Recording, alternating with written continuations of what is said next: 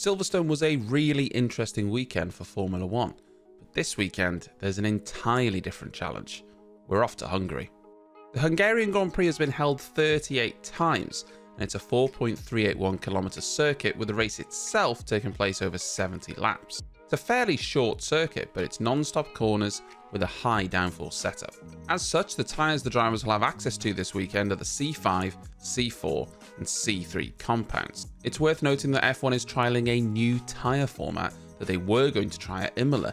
This means the teams are forced to use hard tyres in Q1, medium in Q2 and then softs in Q3.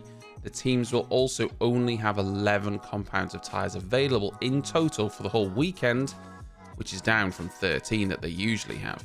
When it comes to Hungary, we're not strangers to good fights. I still remember 2019 when Hamilton and Verstappen were going at it hammer and tongue, with Hamilton deciding to do an extra stop and chase down Verstappen at the end on fresh tyres. It just about worked out for him. Hamilton had an interesting time in 2021 as well, when he was the only car to start the race. Well, sort of. The race started, but there was a huge accident at the start in wet weather, and then when the race resumed, well, the circuit had dried. Every car pitted on the formation lap for new tyres, except Hamilton. It was very odd. During last year's race, Verstappen was able to spin and still comfortably win the race, and I'm kind of expecting more of the same this year, but maybe less spinning.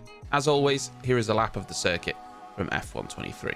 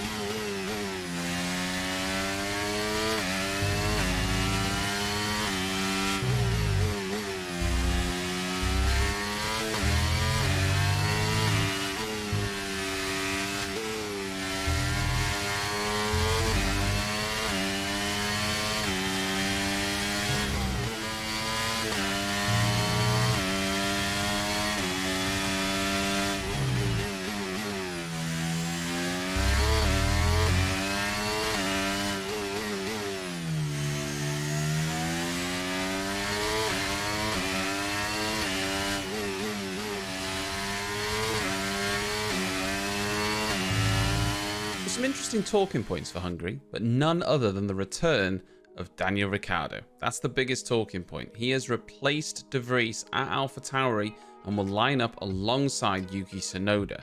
How will he do? Well, who knows?